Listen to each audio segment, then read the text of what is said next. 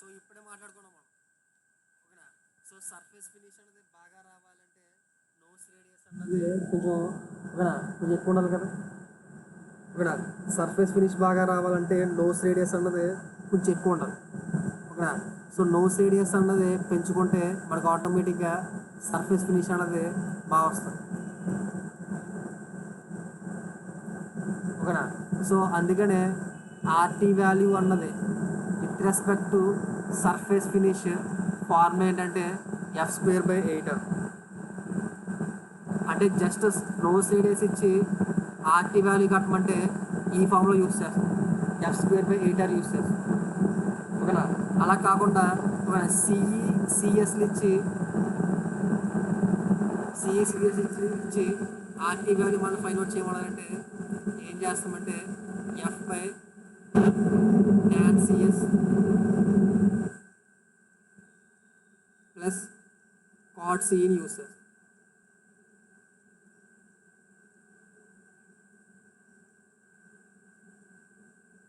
ఓకేనా.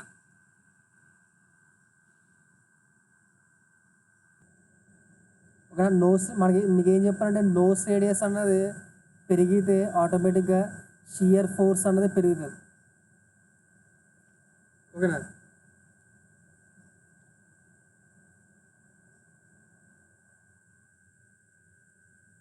ఓకేనా. సో మీకు ఇంకోటి చెప్పండి, మళ్ళీ ఏంటి అలా అని చెప్పి నోస్ రేడియస్ అన్నది బాగా పెంచేసాం అనుకోండి, అప్పుడు ఏమైపోద్ది, కాంటాక్ట్ ఏరియా బిట్వీన్, ఓకేనా, టూలు వర్క్ పీస్ పెరిగిపోద్ది. Contact area between tool work piece పెరిగిపోతే, ఓకేనా, మళ్ళీ ఏమైపోతే వైబ్రేషన్స్ అన్నవి ఇండ్యూస్ అయిపోయి దానివల్ల ఏమవుతుందంటే, ఓకేనా, ఆ చాటర్ మాస్ అన్నది ప్రొడ్యూస్ అవుతుందన్నమాట, ఓకేనా. అందుకని నోస్ రేడియస్ అనేది ఎక్కువ ఉండాలి, అలా అని చెప్పి మరీ ఎక్కువ ఉండకూడదు. అందుకని నోస్ రేడియస్ వాల్యూస్ అన్నవి ఎక్కడి నుంచి ఎక్కడ దాకా ఇస్తారంటే 0.2 mm నుంచి 1 mm వరకు ఇస్తారు. 0 mm దగ్గర నుంచి 1 mm వరకు ఇస్తారు, ఓకేనా. ఇది నోస్ రేడియస్ గురించి. నోస్ రేడియస్ గురించి మీకు ఆల్రెడీ కటింగ్ యాంగిల్స్ గురించి దానివల్ల పెరగడం వల్ల యూజ్ ఏంటి అవన్నీ కూడా మీకు ముందు చెప్పేస్తాను కాబట్టి ఇక్కడ సింపుల్గా తేల్చేసాను, ఓకేనా. మనకి నోస్ రేడియస్ ఇచ్చి ఆర్టీ వాల్యూ కట్టమన్నారంటే ఫార్ములా ఇది యూజ్ చేయాలి, ఓకేనా. కటింగ్ యాంగిల్స్ ఇచ్చి ఆర్టీ వాల్యూ కట్టమన్నారంటే ఫార్ములా ఇది యూజ్ చేయాలి, ఓకేనా. ఇది ఓకేనా, effect of tool geometry on machining process గురించి చెప్పాను అనమాట. అన్ని యాంగిల్స్ గురించి ఎక్స్ప్లెయిన్ చేశాను కదా, ఏ యాంగిల్ వల్ల ఏమవుద్ది ఏంటన్నది ఏసీ సిస్టమ్ గురించి, ఓకేనా. ఇది టాపిక్, ఒకటితో ఒక టాపిక్ అయింది, ఓకేనా.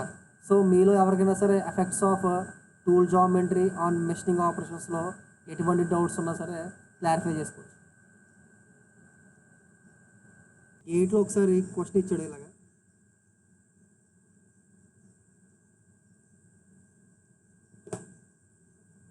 if ASA tool geometry of single point cutting tool is given as follows.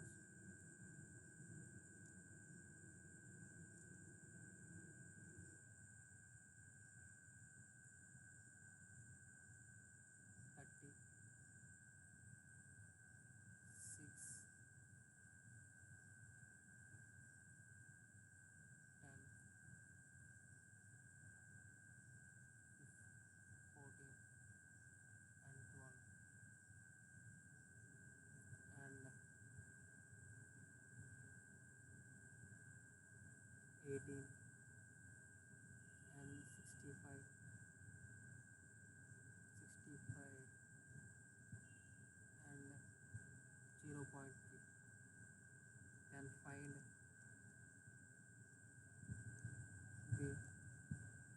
find the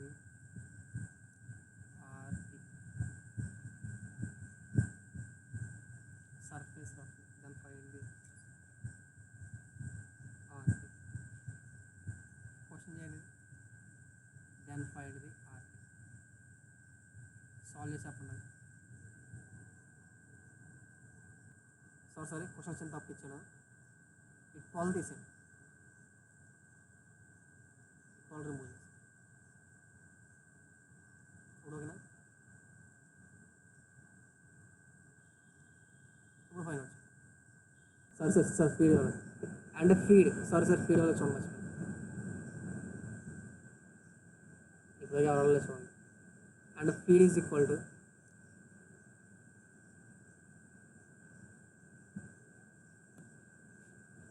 and feed is equal to 0.1 mm per revolution, and feed is equal to 0.1 mm per revolution. ఎలా చేస్తామా? అలా చేసావా? మరి ఇక్కడ సమ్లో observe చేసావంటే నీకు ఆరో ఇచ్చాడు, 8 సిఎస్ ఇచ్చాడు, సిఈ ఇచ్చాడు, అన్నీ ఇచ్చాడు. ఆరో ఇచ్చాడు, సిఎస్ ఇచ్చాడు, సిఈ ఇచ్చాడు. ఓకేనా. మనకు ఓన్లీ ఆర్ ఇచ్చాడు అనుకోండి, ఓకేనా. అప్పుడు మనం ఏం యూజ్ చేయాలంటే f²/8r యూజ్ చేయాలి, ఓన్లీ ఆర్ ఇస్తే. ఓకేనా. ఓన్లీ 2 ఇచ్చాడు అనుకోండి, ఓకేనా, ఈ ఫామ్లో యూజ్ చేసి ఫైండ్ అవుట్ చేయాలి. ఓకేనా. కానీ 2 ఇస్తే ఏం చేయాలి? 2 ఇచ్చాడు అనుకోండి, మీరు 2 ఫార్ములాస్ ఉపయోగించి, ఓకేనా, ఆర్టీ వాల్యూస్ కట్టేసి దేంట్లో అయితే లోయెస్ట్ వాల్యూ వచ్చిందో అది ఆన్సర్ అవుతుంది. నోట్ అని చెప్పి రాసుకోండి. ఓకేనా. 2 ఇచ్చేసినప్పుడు 2 ఫార్ములాస్ ఉపయోగించి కూడా మన ఆర్టీ వాల్యూ ఫైండ్ అవుట్ చేసి దాంట్లో ఏదైతే లీస్ట్ వాల్యూ వచ్చిందో అది ఆన్సర్ కింద తీసుకోవాలి. నోట్ అని చెప్పి రాసుకున్నాక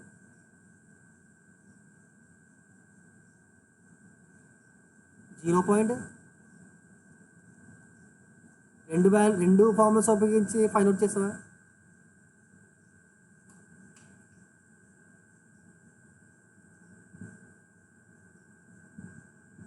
.018 వచ్చిందా? దానికి ఎంత వచ్చింది? 0. అంటే ఎంత? 0.004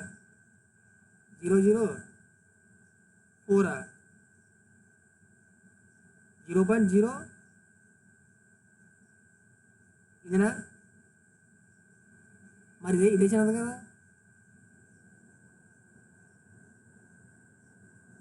మరి ఏ ఆన్సర్ ఎంత? ఇప్పుడు ఆన్సర్ ఎంత అవుతుంది? 0.00041 ఇది అంటున్నారు. ఆన్సర్ వచ్చింది ఎవరికైనా? ఇది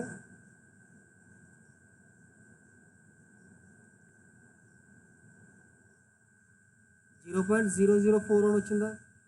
అందరు 0.0041 వేస్తున్నారు. అర్థమైందా మీకు సంభవం? నోట్ అని చెప్పి రాసుకోండి. మనకు ఓన్లీ ఆర్ ఇస్తే f²/8r ఉపయోగించి చేస్తాం. సిఈసిఎస్లు ఇస్తే ఒక ఈ ఫామ్లో ఉపయోగించి చేస్తాం. 2 ఇస్తే ఏం చేయాలంటే రెండింటిని ఉపయోగించి మనం ఫైండ్ అవుట్ చేసి దేంట్లో అయితే లీస్ట్ వాల్యూ ఉందో అది ఆన్సర్ కింద వేయాలన్నమాట. నోట్ అని చెప్పి రాసుకోండి. అక్కడ నేను ఇది పీడిఎఫ్ లెవెల్ నాకు తెలిసిన మాట ఈ పాయింట్ అన్నది. నోట్ అని చెప్పి రాసుకోండి. We have to take the smallest. Note అని చెప్పి రాసుకోండి. నెక్స్ట్ చిన్న పార్ట్ ఫీడ్ వాల్యూ కంపల్సరీ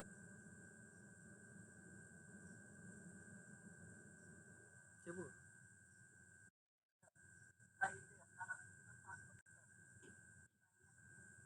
దాని నుంచి చేసుకోవడానికి ఏం లేదు. ఈ సంస్థలో ఫీడ్ కంపల్సరీ ఇవ్వాల్సిందే.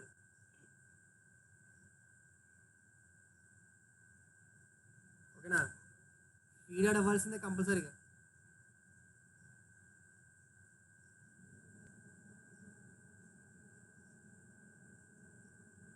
ఫీడ్ ఇవ్వాల్సిందే.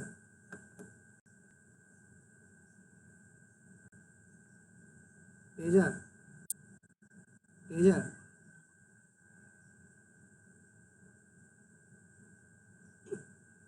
తేజ ఫీడ్ కంపల్సరీ ఇవ్వాల్సిందే.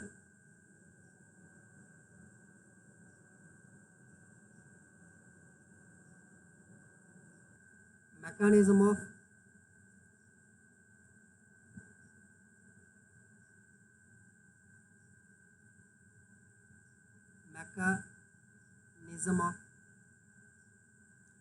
chip formation.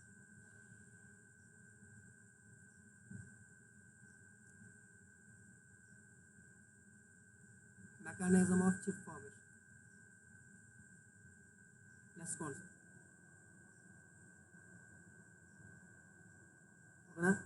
ఒకసారి మీలో ఎవరైనా సరే వాలంటరీగా ఒక మిషనింగ్ ఆపరేషన్ చేసేటప్పుడు ఎలా చేస్తున్నామో ఏంటి అన్నది నాకు ఒకసారి ఎక్స్ప్లెయిన్ చేస్తారు. మీలో అందరూ చాలామంది కూడా ఒక మిషనింగ్ ఆపరేషన్ చేసి ఉంటారు కదా, ఒక టర్నింగ్ ఆపరేషను, ఒక ఫేసింగ్ ఆపరేషన్, ఒక థ్రెడ్ కటింగ్ ఆపరేషను, ఏదో ఒకటి చేసి ఉంటారు కదా. ఒకసారి మీలో జస్ట్ వాలంటరీగా అన్మ్యూట్ అయ్యి మిషనింగ్ ఆపరేషన్ చేసేటప్పుడు నేను ఇలా ఇలా ఇలా చేస్తున్నాను అని ఎక్స్ప్లెయిన్ చేస్తాను ఒకసారి నాతో.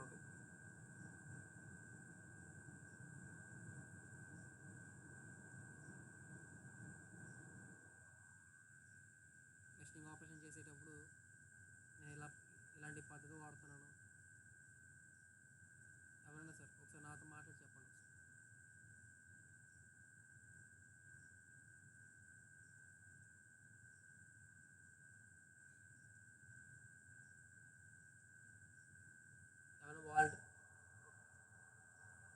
సార్ చూడండి ఒకసారి, ఎవరైనా వాలంటరీగా ఒక మిషనింగ్ ఆపరేషన్ చేసేటప్పుడు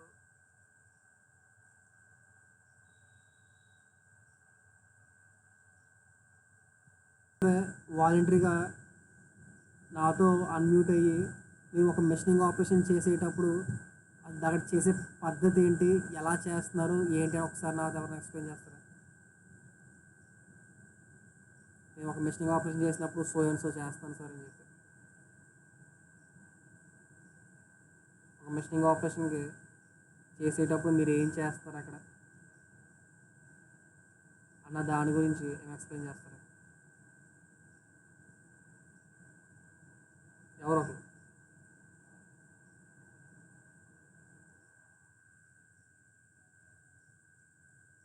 ఎవరైనా సరే ఒకసారి వాలంటరీగా మీరు చేసిన ఒక మిషనింగ్ ఆపరేషన్ గురించి ఎక్స్ప్లెయిన్ చేస్తారా?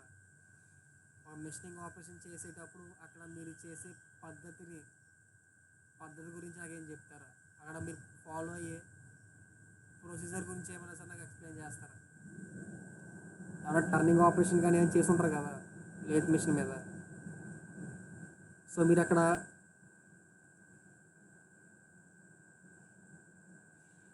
ఆపరేషన్ చేసి ఉంటారు కదా. స్టాప్ అయిపోతుందా? ఒక్క నిమిషం ఉండి, ఒక్క నిమిషం. ప్రొసీజర్ గురించి నాకు ఎక్స్ప్లెయిన్ చేయండి.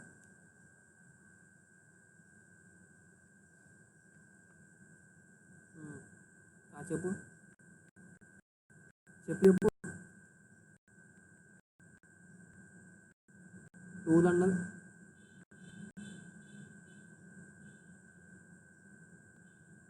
ఒకసారి నీ వాయిస్ నాకు వినపడలేదు. ఇంకెవరైనా చెప్పండి. నీ వాయిస్ నాకు వినపడతలేదు. అంటే మీకు ఫస్ట్ డెప్త్ ఆఫ్ కట్ ఇస్తా అంటున్నాం. డెప్త్ ఆఫ్ కట్ ఇస్తూ ఉంటామంటే ఒక టూల్ని లోపలికి పెనిట్రేట్ చేస్తున్నట్టేనా. ఓకేనా? ఇప్పుడు ఒక టూల్ని లోపలికి పెనిట్రేట్ చేస్తున్నప్పుడు ఒక వర్క్ పీస్ లోపలికి పెనిట్రేట్ చేస్తున్నావంటే ఇప్పుడు నువ్వు ఆ వర్క్ పీస్ మీద ఎటువంటి ఫోర్స్ అప్లై చేస్తున్నట్టు?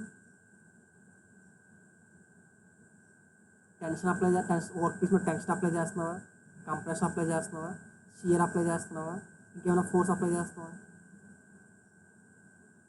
నువ్వే కదా డెప్త్ ఆఫ్ కట్ ఇచ్చి ఓకేనా ఆ వర్క్ పీస్ లోపలికి టూల్ని పెనిట్రేట్ చేస్తాం సార్ అని చెప్తున్నావు.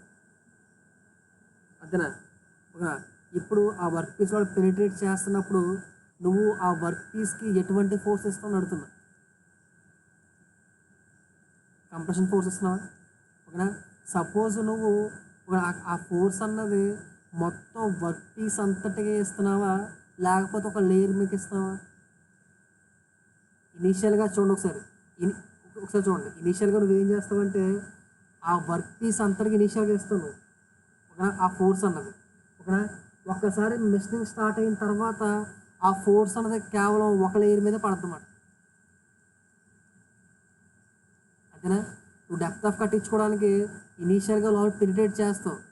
పెనిట్రేట్ చేసిన తర్వాత ఆ ఫోర్స్ అన్నది ఒక పర్టికులర్ లేయర్ మీద అప్లై అవుతుంది అన్నమాట. ఓకేనా. అంటే మనం ఇచ్చేది కంప్రెసివ్ ఫోర్స్ అన్నది హోల్ వర్క్ పీస్కి ఇస్తున్నాం. ఓకేనా. ఎప్పుడైతే మనం ఇచ్చిన కంప్రెసివ్ ఫోర్స్ అన్నది ఒక పర్టికులర్ లేయర్ మీదకి మారిపోతుందో ఆ కంప్రెసివ్ ఫోర్స్ కాస్త షియర్ ఫోర్స్ కింద డెవలప్ అవుతుంది ఆ వర్క్ పీస్లో వచ్చి. ఓకేనా.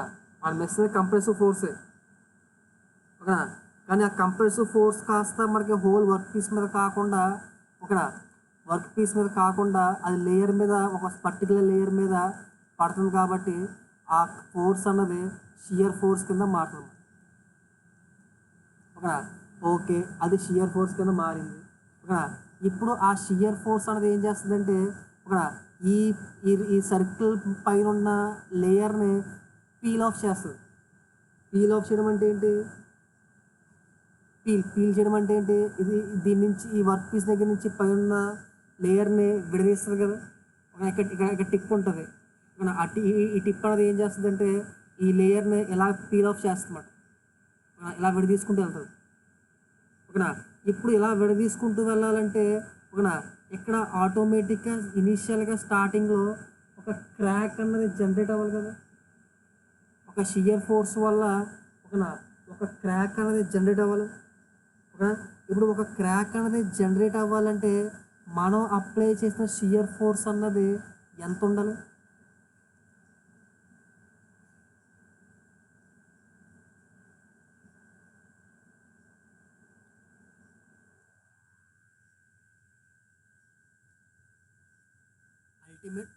షియర్ అల్టిమేట్ స్ట్రెంత్ కన్నా ఎక్కువ ఉండాలి.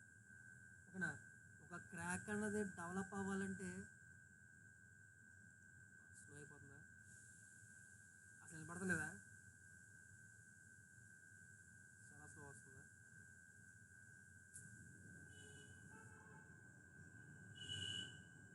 వాయిస్ ఇప్పుడు ఎలా వస్తుంది, ఇప్పుడు చాలా స్లో వస్తుందా, మిగతా వాళ్ళకి వాయిస్ ఎలా ఉంది. ఓకేనా.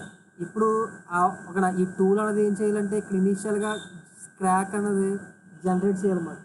ఓకేనా. ఇది మా అప్లై చేసిన షియర్ ఫోర్స్ అనేది స్ట్రెస్ కింద మారి ఓకేనా షియర్ ఫోర్స్ అనేది ఏం చేయాలంటే ఒక క్రాక్ని జనరేట్ చేయాలన్నమాట. ఇప్పుడు ఒక క్రాక్ని జనరేట్ చేయాలి అంటే ఓకేనా ఒక క్రాక్ని జనరేట్ చేయాలి అంటే ఓకేనా మనం అప్లై చేసిన ఫోర్స్ అన్నది అల్టిమేట్ షియర్ ఫోర్స్ కన్నా లేదా అల్టిమేట్ షియర్ స్ట్రెస్ కన్నా ఎక్కువ ఉండాలి. ఆ అల్టిమేట్ షియర్ స్ట్రెస్ కన్నా ఎక్కువ కనుక ఫోర్స్ అప్లై చేస్తే అప్పుడు ఇక్కడ పీలింగ్ ఆఫ్ న్యాచురల్ జరిగి ఇక్కడ ఉన్న ఇలా అక్కడ పీల్ చేసుకుంటూ వెళ్తుంది అన్నమాట. అలా పీల్ చేసుకుంటూ వెళ్ళి ఇది టూల్ అనుకోండి, ఇది అలా పీల్ చేసుకుంటూ వెళ్ళి ఇది టూల్ అనుకోండి. ఓకేనా. అక్కడ వచ్చిన చిప్ అన్నది కరెక్ట్గా ఈ టూల్ టిప్ దగ్గర బెండ్ అయ్యి ఇలా కర్ల్ అవ్వుకుంటూ వెళ్తుంది అన్నమాట. ఓకేనా. సో ఈ టిప్ దగ్గర బెండ్ అవుతుంది కదా. ఓకేనా. బెండ్ అవుతున్నప్పుడు ఆ చిప్ అన్నది ఒక రెక్టాంగులర్ షేప్లో ఉంటుంది. ఓకేనా. ఒక రెక్టాంగులర్ షేప్లో ఉండి ఈ టూల్ మీద మూవ్ అవుతున్నప్పుడు ఆ చిప్కి ఎటువంటి కాంటాక్ట్ ఉంటుందంటే లైన్ కాంటాక్ట్ ఉంటుంది. మీరు చెప్పాను కదా సైడ్ రిలీఫ్ యాంగిల్ ఇవ్వడం వల్ల దానికి లైన్ కాంటాక్ట్ వస్తుందని. ఓకేనా. ఆ లైన్ కాంటాక్ట్ ఉండడం వల్ల ఆ చిప్కి ఇలా బెండ్ అవుతుంది కదా. ఈ బెండ్ అయినప్పుడు ఈ టిప్ దగ్గర ఓకేనా ఈ టిప్ దగ్గర బెండింగ్ నేచర్ ఉంటుంది అన్నమాట. ఈ బెండింగ్ నేచర్ అయినప్పుడు ఆల్రెడీ అది మనం ఇచ్చిన ఫోర్స్ అన్నది అల్టిమేట్ షియర్ ఫోర్స్ కన్నా ఎక్కువ ఉంటుంది కాబట్టి ఇలా బెండింగ్ నేచర్ ఉండడం వల్ల ఓకేనా ఒక సైడ్ నుంచి అంటే యువతల సైడ్ నుంచి ప్రతి దగ్గర కూడా ఇక్కడ ఈ చిప్లో ఉన్న ప్రతి పార్ట్ అనేది ఏమవ్వాలంటే ఈ టిప్ని దాటి వెళ్ళాలి. ఓకేనా. ఈ టిప్ దగ్గరికి వచ్చేసరికి ఓకేనా ఈ టూల్ ఏం చేస్తుందంటే ఈ చిప్ మీదకి చిన్న క్రాక్ని ప్రాపగేట్ చేస్తుంటుంది అన్నమాట. ఆ క్రాక్ అనేది ఇలా ప్రాపగేట్ అయ్యి ఆ చిప్కి లోపలికి వెళ్తూ ఉంటుంది అన్నమాట. ఓకేనా. వెళ్ళి వెళ్ళి వెళ్ళి వెళ్ళి కొన్ని క్రాక్స్ అనేవి ప్రాపగేట్ అయ్యి మధ్యలో చిప్ సగంలోకి వెళ్ళి ఆగిపోతాయి. ఇంకొన్ని ఏం చేస్తాయి అంటే ఆ చిప్లోకి వెళ్ళి ఓకేనా అవతల దాకా వెళ్ళిపోతాయి అన్నమాట. అంటే ఈ ఎండ్ నుంచి ఈ అదర్ ఎండ్కి రీచ్ అయిపోతాయి. ఒక ఎండ్ దగ్గర నుంచి ఇంకో ఎండ్కి రీచ్ అయిపోతుంది. ఓకేనా ఎప్పుడైతే వన్ ఎండ్ నుంచి అదర్ ఎండ్కి రీచ్ అయిపోయిందో అప్పుడు చిప్ అన్నది బ్రేక్ అయ్యి చిప్ అన్నది ఫామ్ అవుతుంది అన్నమాట. ఓకేనా మీరు ఎప్పుడైనా సరే ఒక చిప్ని తీసుకుని అబ్జర్వ్ చేశారు అనుకోండి, ఆ చిప్కి ఒక సైడ్ ఏమో ప్రతి దగ్గర కూడా చిన్న చిన్న క్రాక్స్ ఉంటాయి. ఓకేనా ఇంకో సైడ్ ఏమో క్లీన్గా ఉంటుంది అన్నమాట. ఎటువంటి క్రాక్స్ లేకుండా క్లీన్గా ఉంటుంది అన్నమాట. ఎందుకు క్లీన్గా ఉంటుందంటే ఓకేనా సో ఎందుకు యువతల సైడ్ క్రాక్స్ ఉంటాయంటే టిప్ దగ్గర ప్రతి పాయింట్ ఆ చిప్ అండ్లో ఉన్న ప్రతి పాయింట్ అన్నది ఈ టిప్ దగ్గర నుంచి ఫామ్ అవ్వాలి. కాబట్టి ఆ టిప్ ఏం చేస్తుందంటే అక్కడ క్రాక్ని ఇండ్యూస్ చేస్తుంది అన్నమాట. ఆ ఇండ్యూస్ చేసిన క్రాక్ అన్నది చిప్ వన్ సైడ్ నుంచి అదర్ సైడ్ ఫాలో అయిపోయింది అనుకోండి, అది ఆటోమేటిక్గా ఏమవుతుందంటే చిప్ అనేది కట్ అయిపోయి చిప్ అనేది ఫామ్ అవుతుంది. ఇది మెకానిజం.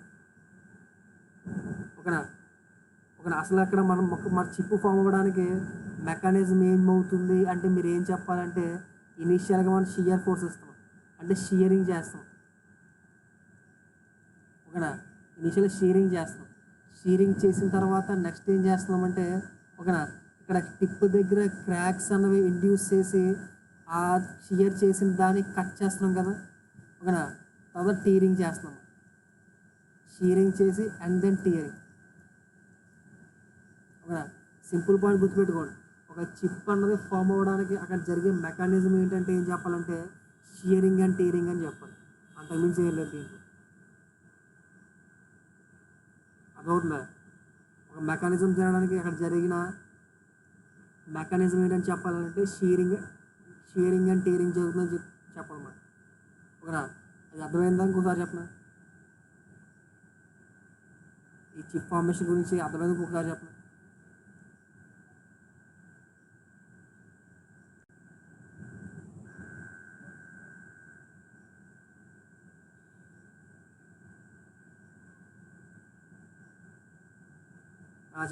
చెప్పు. బాండ్ అనేది బ్రేక్ అవుతుంది ఇక్కడ. ఓకేనా బాండ్ బ్రేకింగ్ వల్ల హై అమౌంట్ ఆఫ్ టెంపరేచర్ అనేది ఇండ్యూస్ అవుతుంది. సో హై టెంపరేచర్ వల్ల చిప్ అన్నది దాని కలర్ మార్చుకుంటుంది. అది మెటల్ ప్రాపర్టీస్ టెంపరేచర్ వల్ల వచ్చే మెటాలిక్ ప్రాపర్టీస్ వల్ల కలర్ అనేది చేంజ్ అవుతుంది.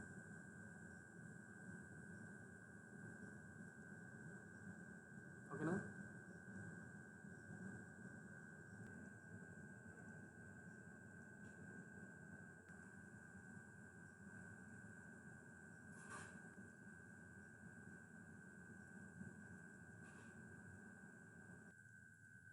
ఇప్పుడు నెక్స్ట్ ఏంటంటే వర్క్ పీస్ ఇది. ఓకేనా సో వర్క్ పీస్ అని చెప్పి టూల్ ఇలా ప్లేస్ చేస్తాం కదా. ఇలా టూల్ ప్లేస్ చేస్తాం అలాగే ఇదే కదా ఇలా ప్లేస్ చేస్తాం. ఎప్పటి నుంచి గీసే టూల్ అనేది ఏం చేస్తుంటే ఇదే డయాగ్రామ్ని 90 degrees రొటేట్ చేసుకుంటాను. 90 degrees రొటేట్ చేసుకొని ఏ డైరెక్షన్లో యాంటీ క్లాక్ వైజ్ డైరెక్షన్లో 90 degreesని రొటేట్ చేసుకొని ఇక్కడ ఎప్పటి నుంచి గీసే డయాగ్రామ్స్ అన్నీ కూడా నేను ఇలా గీసుకుంటాను అన్నమాట. ఎందుకంటే నేను చేయబోయే అనాలిసిస్కి ఈజీగా ఉండడం కోసం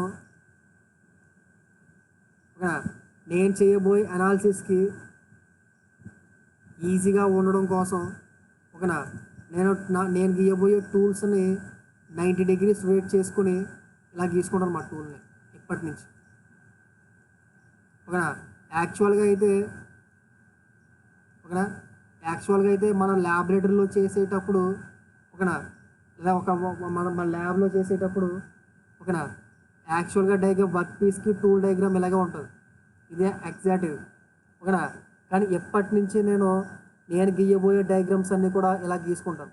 ఎందుకు గీసుకుంటానంటే నాకు అనాలిసిస్లో ఈజీగా ఉండడం కోసం ఇలా గీసుకుంటాను అన్నమాట. అర్థమవుతుందా? అనాలిసిస్లో ఈజీగా ఉండడం కోసం ఇలా గీసుకుంటాను. అర్థమవుతుందా? ఈ పాయింట్ మీరు గుర్తుపెట్టుకోండి, మీరు నోట్స్లో రాసుకోండి. ఓకేనా ఇది ల్యాబొరేటరీలో ఉండే డయాగ్రామ్, ఇది ఎప్పటి నుంచి గీయబోయే డయాగ్రామ్స్ ఇవి నోట్ చేసుకోండి. 90 degrees యాంటీ క్లాక్ వైజ్లో రొటేట్ చేసి నేను గీస్తున్నాను డయాగ్రామ్. ఈ పాయింట్ నోట్ చేసుకోండి. నేను మధ్యలో అడుగుతాను ఈ పాయింట్. ఓకేనా అనాలిసిస్లో ఓ దగ్గర వస్తుంది పాయింట్ గురించి, అప్పుడు అడిగితే నాకు రెస్పాండ్ అవ్వాలి అందరూ కూడా. అలా ఇలా ఎందుకు గీసుకుంటానంటే నాకు అనాలిసిస్ దగ్గర కొంచెం ఈజీగా ఉండడం కోసం గీసుకుంటున్నాను అంతే, అంతకుమించి ఏం కాదు. పాయింట్ ఓకేనా? నెక్స్ట్ టాపిక్ అయినా types of machine. Types of machining operations. Types of machining operations. Machining operations అన్నవి 2 రకాలు. ఓకేనా? ఫస్ట్ వన్ ఏంటంటే ఆర్థోగోనల్ మెషినింగ్ ఆపరేషన్.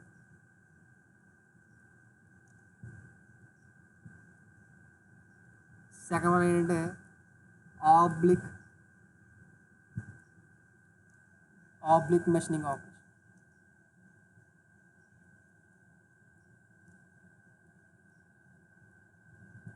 ఓకేనా?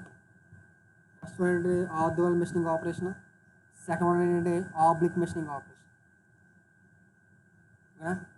సో ఆర్థోగోనల్ మెషినింగ్ ఆపరేషన్ అంటే ఏంటంటే, ఓకేనా, ఇఫ్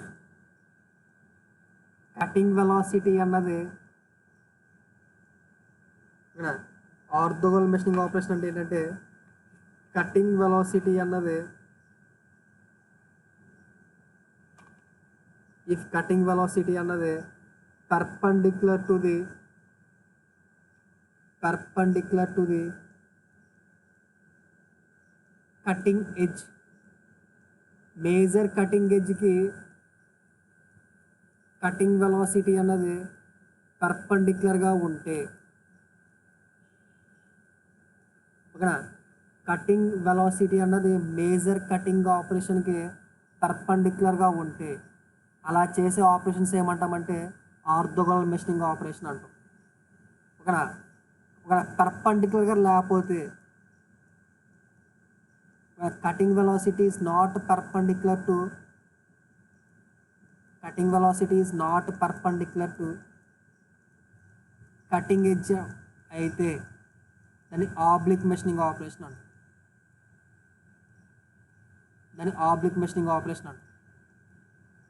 ఓకేనా? మేజర్ కటింగ్ ఎడ్జ్కి కటింగ్ వెలాసిటీ అన్నది పర్పెండిక్యులర్గా ఉంటే దాన్ని ఆర్థోగోనల్ మెషినింగ్ ఆపరేషన్ అంటాం. ఓకేనా? సో మేజర్ కటింగ్ ఎడ్జ్కి కటింగ్ వెలాసిటీ అనేది పర్పెండిక్యులర్గా లేకపోతే దాన్ని ఆబ్లిక్ మెషినింగ్ ఆపరేషన్ అంటాం. ఓకేనా? సో ఆర్థోగోనల్ మెషినింగ్ ఆపరేషన్కి ఏమైనా ఎగ్జాంపుల్స్ చెప్పగలరా? కటింగ్ ఎడ్జ్ అన్నది కటింగ్ వెలాసిటీకి పర్పెండిక్యులర్గా ఉన్న ఆపరేషన్స్ ఏమైనా చెప్పగలరా మీరు? కటింగ్ ఎడ్జ్ అన్నది కటింగ్ వెలాసిటీకి పర్పెండిక్యులర్గా ఉన్న ఆపరేషన్స్ చెప్పగలరా? ఏదైనా ఏంటి? Thread cutting.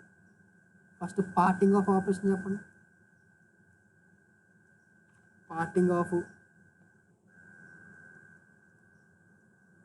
పార్టింగ్ లేదా ఫేసింగ్ అంటారు కదా, పార్టింగ్, ఫేసింగ్ ఆపరేషన్. ఓకే, ఇంకా ఎగ్జాంపుల్స్ చెప్పండి.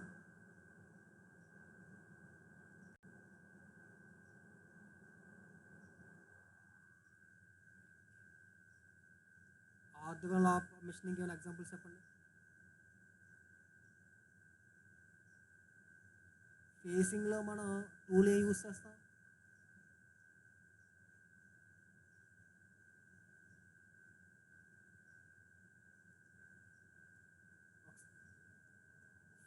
పార్టింగ్ ఆఫ్ ఆపరేషన్ తెలుసా? పార్టింగ్ టూల్ లేదా ఫేసింగ్ టూల్ అని కూడా అంటారు. ఓకేనా? అక్కడ జీరో రేక్ యాంగిల్తో ఉన్న టూల్ యూస్ చేస్తాం.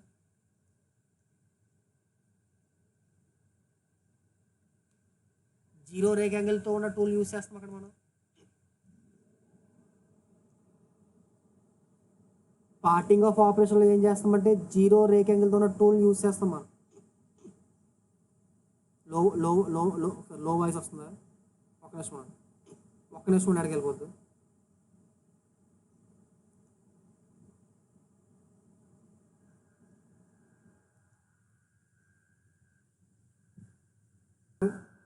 సాయి తేజ్